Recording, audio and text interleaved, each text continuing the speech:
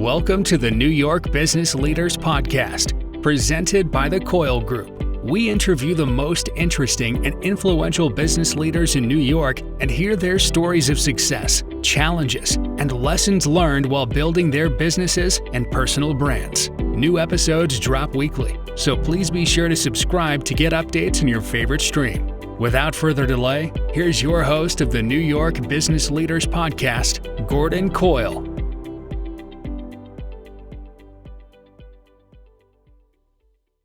Welcome back to the show. Today, my buddy TJ Mitchell joins the show to talk about professional employer organizations, commonly known as PEOs. TJ's the regional sales manager for the Northeast for Peoplease, or PEO Please, or Peoplease, depending on how you see or read the phrase PEO PLESE.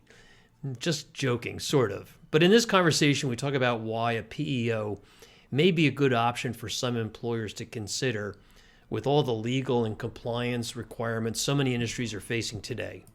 PEOs of all types help employers with payroll, benefits, HR administration, workers' comp, safety, employment practice liability insurance, and many other issues. Now, a lot of these subjects intersect with my world of business insurance, so I'm familiar with deploying PEOs in some circumstances. And what's really interesting is how PEOs differentiate. Many are very broad category players that work in the startup and the white-collar space to remove the burden of employment for employers. We see this a lot in the tech space, financial services, and in startups, of course. Other players like TJ's niche is what he calls the blue-gray collar space, more industrial, higher risk employment categories, where traditional workers' compensation plans are difficult to manage for some employers. In these settings, TJ's firm is delivering best-in-class safety and compliance programs to employers that may not otherwise be able to afford or deploy these types of programs due to costs, expertise, or just basic knowledge. If you'd like to contact TJ for more information, his phone number is 917-887-0219. And his email is tjmitchell@peoplease.com. And that contact info will also appear in the show notes. Last couple of points, as always, if you have an interesting story that you'd like to tell on the New York Business Leaders Podcast, drop me an email and let's chat. My email is gbcoyle@thecoylegroup.com. I'd love to hear your thoughts. And I'd really appreciate it if you'd give this a thumbs up on YouTube and a 5-star rating on the podcast platform you may be listening to this on. Thank you very much. And now, without further delay, let's get on to the show. Welcome back, everybody. Today, I'm speaking to my friend, TJ Mitchell. TJ, how's it going? It's going well. Thank you, Gordon.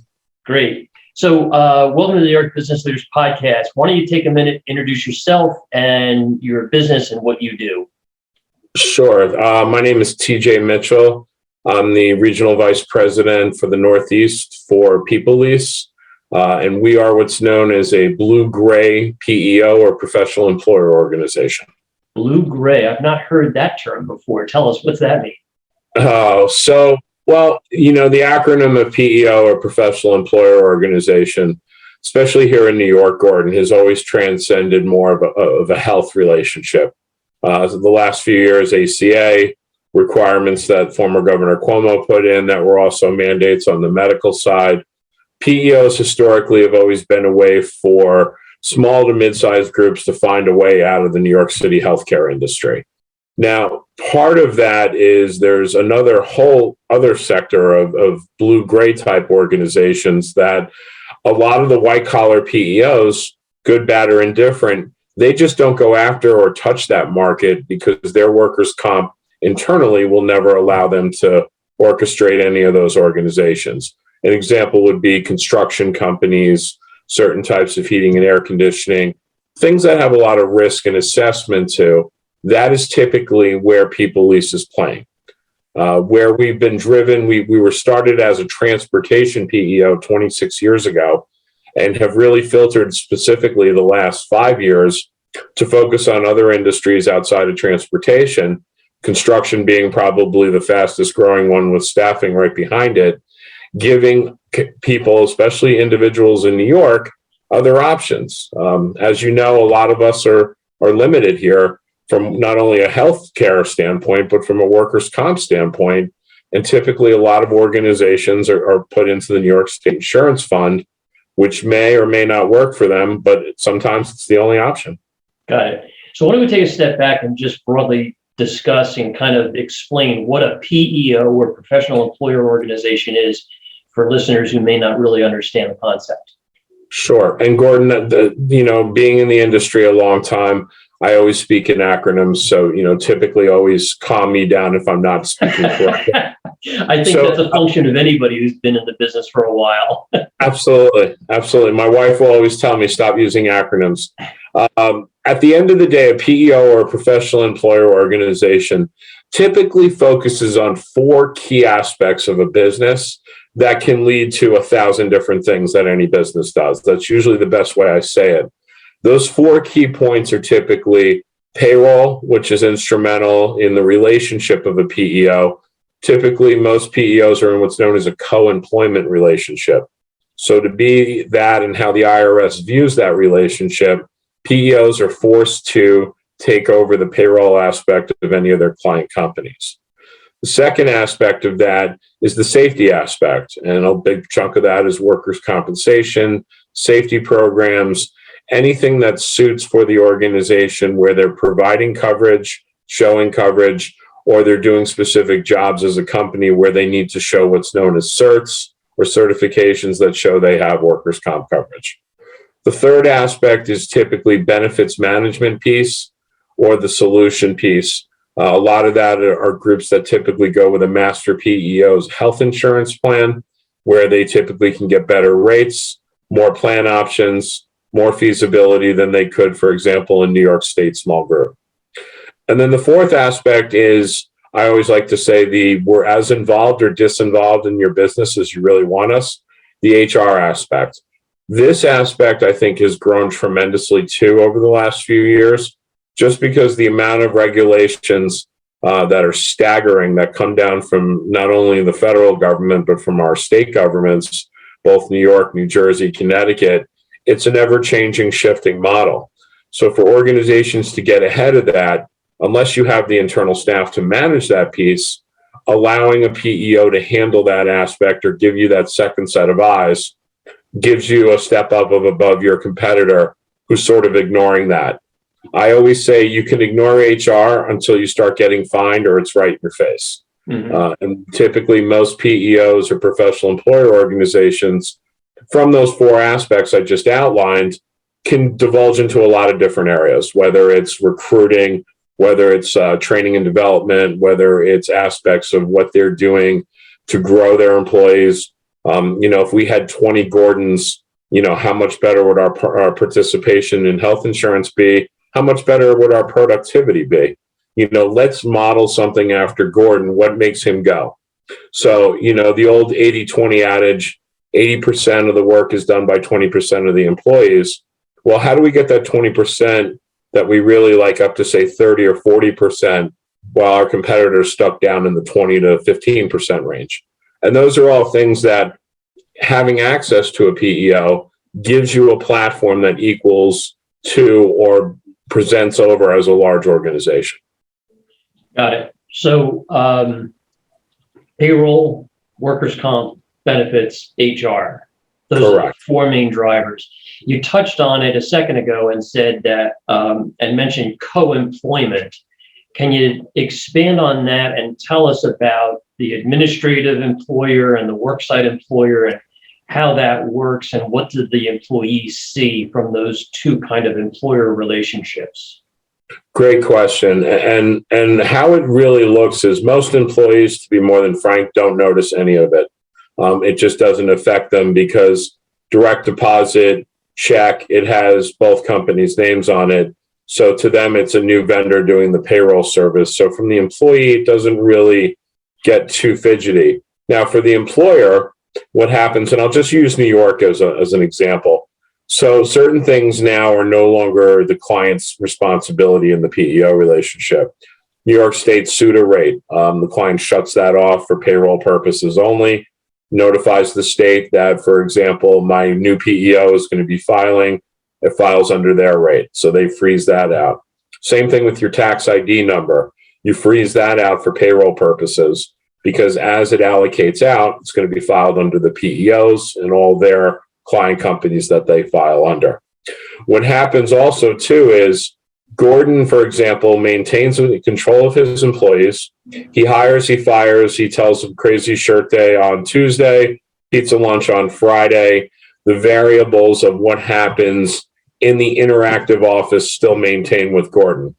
What becomes the PEO's responsibility in this scenario is unemployment claims, employer practices liability insurance claims, workers' comp claims. Basically, as I've always put it, the not so fun things you ever got into business for that you have to deal with now become the PEO's responsibility. Every PEO's co-employment language is slightly different, but the gist of it is that it's a shared model. Gordon hires, fires, maintains. The only time that PEO is really going to come in is if something illegal is being done in your organization where they can't justify that and risk their X number of clients that they have in there. But the nice thing about it is if Gordon realizes that John Smith is not a fit, decides to let him go, good guy, yes, let's give him unemployment. He lets the PEO know that. Or no, John never showed up. I couldn't find him. We fired him. Here's what we documented. We're now going to fight that claim for you. So it gives the business owner somebody else, or quote unquote, the big brother in the room, who can handle a lot of the minutia that they deal with on a day in and day out basis. Now, blue gray collar industry did not get hit as bad as white collar did during this last episode with COVID and things that went down there. But what happened in that industry is you had truck drivers leaving company A to go to company B because they can pay them $5 more an hour. Or you had scenarios where what's going on to the aspect. So where the PEO can be a solution is, hey, we're losing a lot of people in this position here. Are we not paying enough? What's the criteria? Are we not doing more than our competitors are? These are all things that kind of shape the business as it continues to grow because, hey, safety is extremely important in what we do. That provides a big blanket of solution or a big blanket for our client companies. But what also comes into play there is that how do we make the organization better? Let's see if we, I'm talking to a group right now. They're up in Massachusetts and they have like 235% turnover in one position. And the best they've ever gotten it to is about 205%. Well, is it pay? Is it a scenario? Is it the atmosphere? Is it the supervisors over them? These are all things that they need to investigate. And they've said, we have to find out why we have this turnover. So all things related, where the business owner sees this relationship is, okay, now I have a second set of eyes from a legality standpoint. Everything is liability in business, right? So now that I've shifted about 85 to 90% of my employer liability over to the PEO. Being the son of a lawyer, worst case scenarios, somebody's going to sue. They're not only going to sue Gordon Coyle, they're going to sue Gordon Coyle and the PEO he's with. So the lawyer thinking, oh, this is a slam dunk, suing a small business, they'll pay me to go away. Well, all of a sudden you have a PEO in the room with hundreds of millions of dollars in lawyers at their disposal. So it just changes the dynamic of how the organization is looked at and what's buttoned up. Now, the other thing is, Gordon, we all know a lot of small businesses, the controller or the CFO somehow gets handled the HR duties. And I've always asked the question, to just sort of get a reaction. How many human resource classes did you take when you were working on your accounting degree? And most of them will say none, zero. So, those are all risks. I don't sit in Albany. You don't sit in Trenton. Where the changes come from the state side, a lot of businesses have no clue. Great example was New York City mandated a space for pregnant women. You know how many businesses walked in and we discussed that? They looked at me like I was speaking a foreign language and had no concept and no clue and didn't think it pertained to them when, the scenario is, hey, it does pertain to you. And I see you have a pregnant employee outside. So those are all things that give us a scenario of how we can button up the organization. What are the problems? Let's see if we can find some solutions. Yep. So I like the analogy or the conversation around the CFO having to wear the second hat of being the HR manager as well, as if, the CFO in many small businesses isn't busy enough. Now they've got the responsibility of handling everything HR related, and I totally get that. I wanted to ask, where we see a lot of PEO activity is in the startup space, whether it's financial services, tech space, especially in New York City. But it's broader than that. It's bigger than that. Tell us about who the typical clients are and how they kind of, they grow into a PEO or grow out of a PEO. Well, I've been in this a long time, and most of my career was focused white collar health insurance driven. And I can tell you from someone who's had multiple tech startups come to me with 3 people and then walk out the door with 300 to 400, which is a painful phone call when they call you and say, we've been sold or we've been this. But from the scenario, I think PEOs in general have done an excellent job in marketing to VC and private equity. Yep. And a lot of it is these guys are putting in $1 to a company. When are we getting $2 and $3 back from that company? Well, what can stop that? Employee lawsuits are a big part of that. Well, now we've shifted that liability over to the PEO. So from a standpoint of a venture capitalist or a private equity individual, and I interact with both of them pretty much on a daily basis, is they're looking to limit any liability that the company that they just say gave $10 million to, $50 million to, $100 million to. What are the obstacles that we can get out of the way for that company? And by bringing in the PEO, it plugs about 25 holes immediately, especially ones that are going to ramp up quickly. I had one probably about 10 years ago. They were sold to a very large pharmaceutical chain a few years ago. And they were 3 guys who were 23 years old, sitting in an office in New York City with empty pizza boxes, Snapple bottles, and a ping pong table. I think by the time they were done with us, they got up to about 450 employees, and then they sold out to the large pharmaceutical chain. And when I tell you these guys didn't even look like they knew how to shave yet, they were said, all we know is our private equity group said you need to get to a PEO. And it's become that second tone language. I go to events where private equity and VC guys are. The nice thing about the world I play in, which is a little more blue-gray, if someone's saying, hey, I have this white collar company, that's the great thing about having friends in the industry. I can go plug individuals who I've worked with for the last 19, 20 years, who I know can handle where that's a perfect fit. Hey, I don't need that business, but I know somebody who can help you guys with that because you're more of a fit over here. This is where I'm more of a fit. But the PE and VC guys, it doesn't matter the business. They look at it as instant infrastructure and instant liability reduction. Got it. So you touched on something that maybe we can spend a couple minutes on, and that is the employment practice liability piece of it. Yes. I've worked with several employers who have said, I have and the abbreviation is EPLI, Employment Practice Liability Insurance. I have my EPLI with my PEO, but they don't understand the limits, the retention, the aggregate limits. Yep. Do you ever get into conversations about the employer buying their own EPLI policy separately? Has that ever come up? It does, and it really depends on the nature of the business or the size of the organization. So, for example, let's say it's a 50-man business. The 1 million EPLI, up to a 5 mil aggregate with a PEO, that may work fine because, for their standpoint, okay.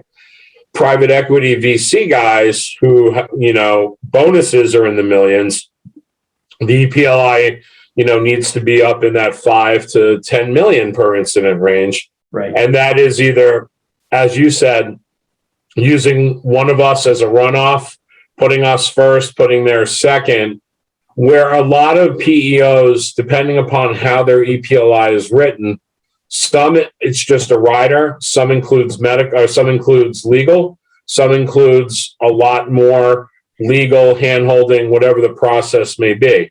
I would always say this: if you're an organization over 50 and you're with a PEO, you should still have a runoff EPLI policy, because if you hit a limit, you hit a scenario, at least you have what I like to say is the trickle down effect. You hit the PEO's EPLI first, and then yours covers the runoff. The advantage is you don't get hit for the full claim. Number one. Number two, you're still protecting the organization. And I think the average statistic to just get through discovery right now on an employment lawsuit is around $280,000 in New York City. Yeah. So to me, I would Band-Aid it all the way around. But Gordon, that's a great point. I would say to brokers, to any business owner, read the terms of the EPLI by the PEO. Every single PEO has a different policy. Yeah, and that's what we have found. Higher retentions in some than others, lower limits. It's across the board. You have to kind of just be aware of what the PEO is offering. And like you said, if providing excess of the PEO's primary policy if it can be done, is probably a great solution, especially for VC and private equity groups who are predominantly risk adverse. That may be a solution, a good solution, at least for them. Yeah, no, and that's where not only is the broker key, sometimes you have PEO brokers out there who have that experience working for other PEOs, and they can identify, one PEO's medical plan may not work for an organization better than the other PEO's medical plan. Yep. And there are other scenarios where a lot of the master plans from the PEOs, they took some big hits during COVID because a lot of people were able to use the doctor, use the teledoc. So the hits on the policies definitely went through. Now, what didn't happen was the workers' comp claims weren't as big, because at the end of the day, a lot of people are sitting, as you and I are, in home offices. Let's face it, unless my wife leaves laundry in the hallway, my chance of tripping and falling is pretty insignificant. Whereas in a warehouse where everything's being moved around on the supply chain side, the chances of injury definitely go up. Yep. So you mentioned earlier that a big driver, and I don't even remember how many years ago this was, it was, when health insurance became really crazy, a lot of folks were migrating, a lot of business owners were migrating to PEOs as some form of relief in the health insurance scenario. And a lot of it has to do with small group business, community rating versus large group rating, which could find a little bit more relief than smaller groups. But your PEO really has a huge focus in workers' compensation. So I'd like to kind of talk about that for a few minutes and how that differentiates not only your PEO, but why some employers may say, this is a good solution for me because buying workers' comp on my own is a nightmare. How does that kind of work? Well, typically with what Peoplease or the prospect coming to us tends to be a bit of a larger prospect than most white collar PEOs are going after. So there's a lot more meat on the bone. And I'll just use New York as an example. Some groups have no other choice but the New York State Insurance Fund.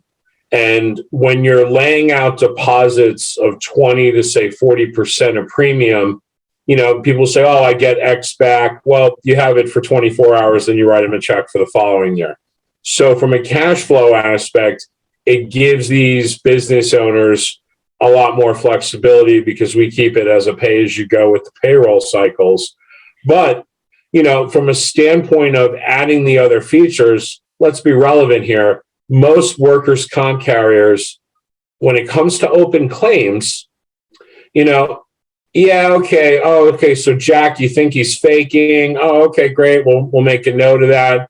They don't really care because at the end of the day, they're going to get the money from the business owner. They may get to a point where Jack's suing. Okay, maybe we get a claims investigator in and let them look at that scenario of how it looks. But as a PEO, where we take $1 responsibility on the workers' comp, we're looking to close claims as quickly as possible. So what we've done, and that's really sort of put adding telemed to our plan, has cut out that big gray area from when Gordon was hurt on the job site to when Gordon saw a physician. So whether it's 10 o'clock on a Saturday evening and I speak Russian, and I get hurt on a job, I'm going to be able to speak immediately on my phone to a local physician who's going to advise. Go to the ER, go to urgent care, go home and take 2 aspirin. And already there's a documented trail. So not only are we insulating our client, we're insulating ourselves. The average claim for us closes in 43 days. And the way we're able to do that is, okay, if it's a BS claim, we're going to find out pretty quickly because we have a team of individuals who handle the doctor's notes, handle the conversations back and forth between the employee and the employer, go back and look at the claim, handle the safety, we'll do an on-site inspection. So if it's BS, we'll find out quickly. And where sometimes it gets a light area is we can assign someone to light duty. Maybe our client doesn't have light duty, but we do. So it's amazing how quickly those individuals get healthy and they're back to work and want to be on there. Now, same scenario, if it's a legitimate claim, we're going to look to close it and pay it out as quickly as possible. There's no reason for the claim. If it's legit, Gordon's really hurt, permanent disability, whatever it is, great. Let's get it closed as quickly as possible. Open claims, and the woman who handles our claims department, Stephanie Craig, I'll mention her on here. She is a bulldog. She gets these claims closed in 43 days as her average. And let me tell you, extremely impressive in how she presents not only to clients, but potential clients. And that's something that, we run into groups, and I'm sure you do too. They've had open claims for a year, 18 months, 24 months. And it's like the never-ending drain pool. And every year they're going to pay for it on their renewal. So that's where not only our size and structure of having north of, say, 35,000 lives on our given workers' comp plans gives us the bigger bang, but more importantly for those organizations that are struggling and are basically in a no-win situation with the New York State Insurance Fund. They got nowhere to go. They got open claims. They're laying up a lot of money in deposit and audit, and the scenario just goes round and round and round in a circle. And how do I get out of there? Well, the way you can get out of there is come to an organization like Peoplease that can put you in an option of a workers' comp captive, can put you in some standalones that we have off of our master, but more importantly, give you those team of individuals who can maybe, if it's a repeat claim, help you to eliminate some of that stuff. And again, we're as involved or disinvolved as you want us, but the groups coming to us are usually arms wide open. How can you help us with our safety programs? Yep. So for the viewers and listeners, I just want to clarify a couple of points because TJ and I understand the lingo here. Yes.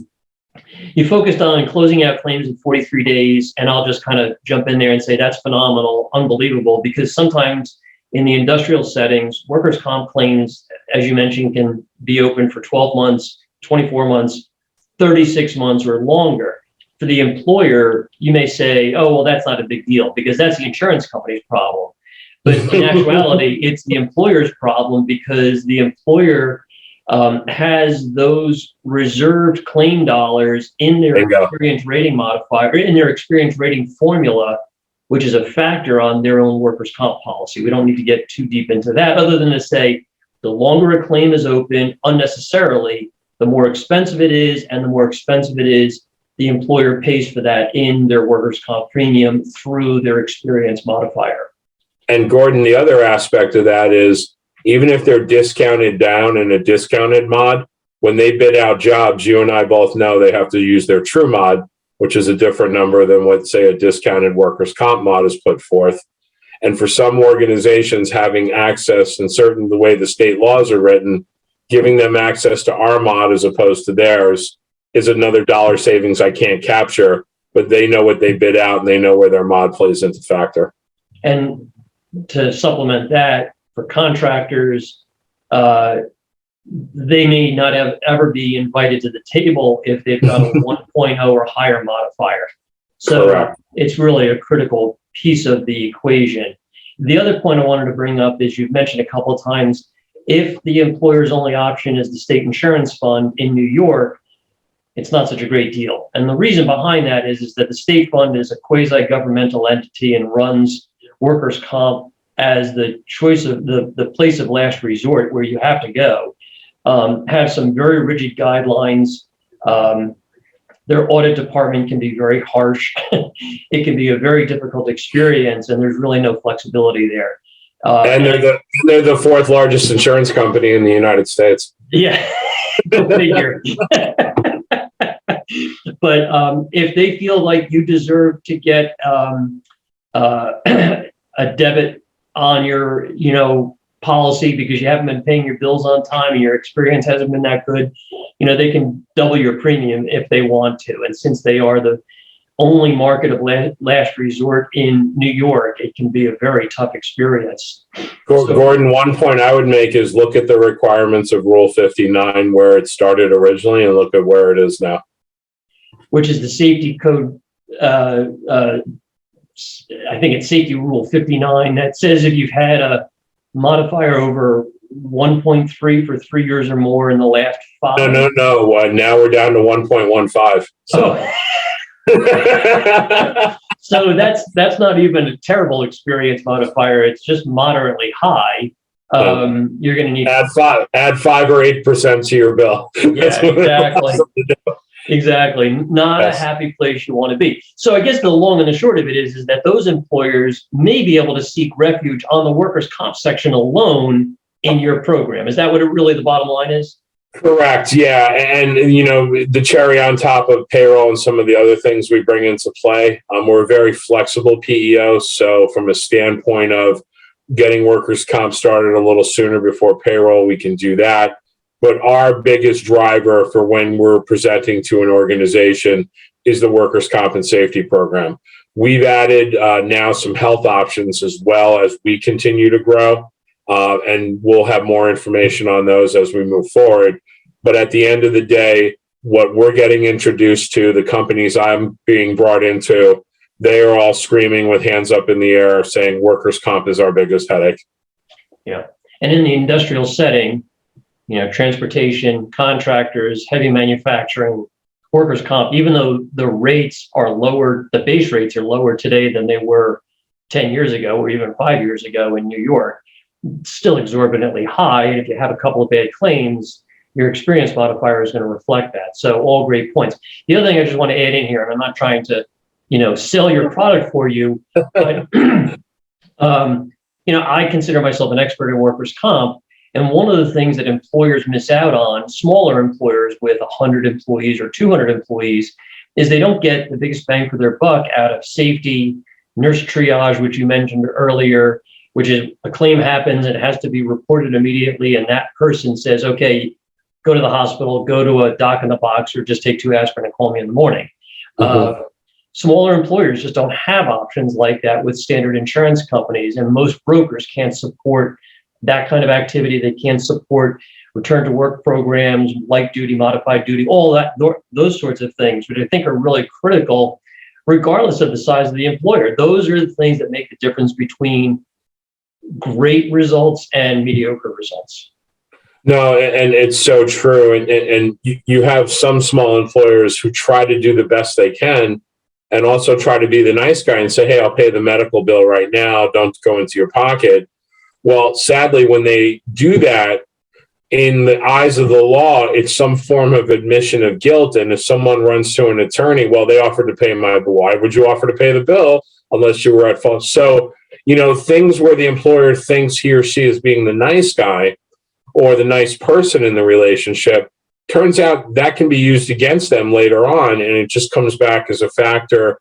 I hear horror stories every day from potential clients of, this is what we went through. This is what I had to deal with.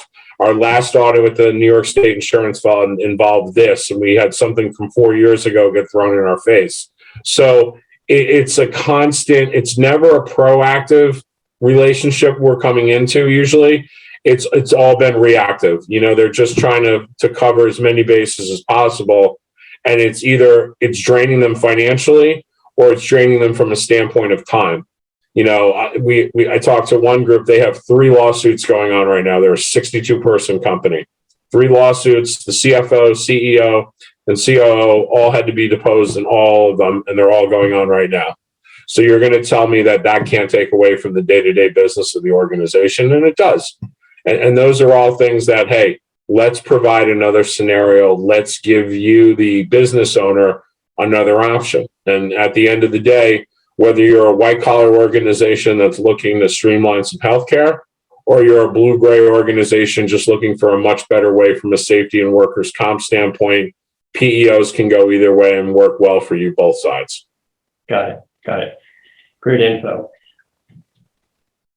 All right, this is one of the times when I have the proverbial brain fart and don't know what to go next. You said something where would be the disadvantage for employers. I know you wanted to mention that. Yeah. Okay. Good. So I had 3 cups of coffee today, so I'm on point with everything. So where it comes in, let me pose the question. Sure. Okay.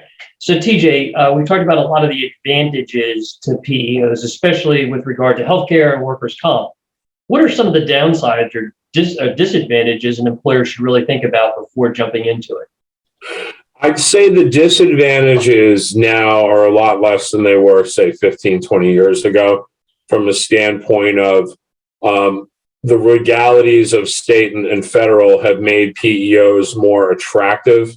So let's say, what wouldn't I like from a standpoint, certain aspects of language of the employer practices liability insurance policy, the PEO may have language in there that if it's under a certain dollar amount for settle, they have the right to settle without the employer's permission, and the split's 50-50. Again, everyone's language is different. Most of the scenarios that were always a problem in the past, I think, have been really clarified. Some were, I'll give you an example. Some employers used to have very rich medical plans that reimbursed on physician rate, especially out of network. And then when they went to PEOs, all of a sudden they were being reimbursed out of Medicare rates. That problem's been corrected itself, because now the way ACA or Obamacare has come into play, all out of network is reimbursed on Medicare rates. So that used to be a problem for PEOs. It's not a problem anymore, because there's no more reimbursing on physician rate, which a lot of doctors in New York, Chicago, and LA, I'm sure, are not very happy about. So that's one scenario. The other one would be, as I mentioned, employee lawsuits where they have the right to sue. Unemployment claims, the PEO in some states has last say on those. Even if, let's face it, some states are very lenient with unemployment. Even if you feel that Gordon was so wrong and he doesn't deserve it, the PEO may just say, listen, New York, California, Illinois, they're not going to budge here. Let's just pay them. And the standpoint being, the employer feels frustrated, but it turns to a positive there as well. So in the past, say a 20-man business, they get 2 unemployment claims. That may bump them up, 2.5, 3 percentage points. When you're dealing with a PEO that has thousands of employees in every state, it's not even going to move the needle one hamstring. So again, something that used to be a negative that's been corrected over time. I've heard business owners say, well, I feel like I lose control. And to me, I would always get defensive in that statement of saying, well, what do you think you're losing? And I've gotten more sort of compassionate with that statement over the years, because I really want to hear what they feel like they're losing. And usually I can turn that around in some form or fashion. Sometimes, I've been in scenarios, whether it's healthcare, whether it's workers' comp, we save them a ton of money. This makes total sense. And they just don't want to do it. Because sometimes the easiest scenario is to not change anything. Let's just keep doing with what we were doing all these years. The last thing I would say for owners is where sometimes it's a fallback, and sometimes this is usually a correction or a conversation with their accountant. The business owner owns the LLC. Typically in an LLC relationship, the business owner is not on payroll because he or she can't be because of an LLC. When that LLC partners with a PEO, they are now being paid through the PEO's tax ID numbers. So even though Gordon Coyle is the CEO of Coyle Industries, he does not own any of Peoplease, TriNet, Insperity, any of those PEOs. So he's paid there. The reason he or she would have to be put on there is access to benefits, access to workers' compensation. And sometimes that's a conversation with the accountant. Oh, my accountant says I can't be on there. And usually when you explain how they're being paid through a third party, the accountant says, okay, I just offset any distribution on a K1 at year end. So those were things that were tremendous headaches 10 or 15 years ago. And a lot of them have been cleaned up. I don't want to say there are no negative advantages. I would just say a lot of employers who don't want to pull this trigger, whether it's a family relationship with the broker, whether it's a situation where they've been doing everything for 70 years, they just don't want to change. I think the negatives sometimes are just the fear of changing. Yeah, inertia becomes the biggest headache, I think, sometimes. Correct. And sometimes you have long-term employees who are involved in that process who can slow it down because they feel like, oh God, the PEO is going to take my job. Yeah. Or, usually how I sell that scenario is you have 8 to 10 vendors that handle your employee costs today. And we're maybe condensing down 5, 6, 7 of them to one service. So your time, I always tell HR people, you have the to-do list and you have the need list. The to-do list is on your desk Monday morning. The wish list is over there later on. And, at the end of the day, we just don't know when I'm getting to that wish list because I got to deal with everything that's right in front of me when I come in Monday morning. Right. Got it. TJ, great conversation. I want to be respectful of your time. Any last thoughts before we wrap up? No, just everyone looking forward to a great holiday season and very positive and productive 2022 for everybody. Great, thank you. And before we go, if somebody wanted to reach out to you, how's the best way to reach you? The best way to reach me is TJ Mitchell at Peoplease, PEOPLEASE.com, or my cell phone, 917-887-0219. Great. TJ, it's been a pleasure chatting with you today. Hope you have a good holiday season as well, and we'll see you around. Thank you. Thank you. Hey, everyone, I'm Gordon Coyle. Thanks for listening and watching the New York Business Leaders Podcast. It's been a pleasure having you on today, and we'll talk to you soon. Take care. Take care. That's it for this week's episode of the New York Business Leaders Podcast. Be sure to subscribe so you don't miss next week's episode. In the meantime, find more interviews and resources at nybusinessleaders.com.